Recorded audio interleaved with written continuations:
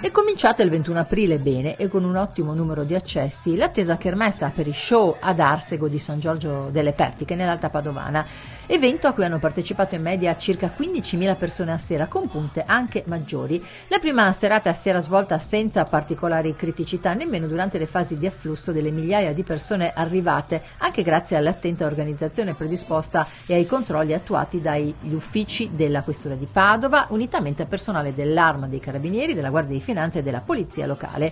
Poco prima di mezzanotte, al termine di un'animata discussione all'interno dell'area dell'evento, un cittadino albanese ha colpito con un pugno un ventenne originario della zona. Entrambi sono stati prontamente identificati e allontanati. Altro episodio deprecabile: la rapina ai danni di uno dei gestori dei truck food di 12.000 euro di incasso della serata.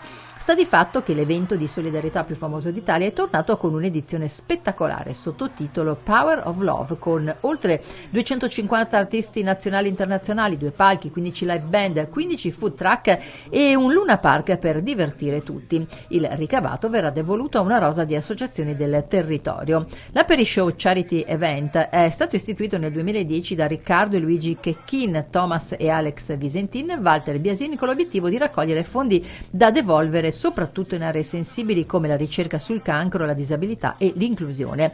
Durante gli anni l'evento ha organizzato diversi festival e spettacoli con cantanti e band di fama internazionale. Nel 2018 l'evento di Piazzola aveva visto oltre 60.000 presenze, mentre l'anno precedente 100.000 spettatori, 250 artisti italiani e stranieri che avevano contribuito con i loro spettacoli alla causa.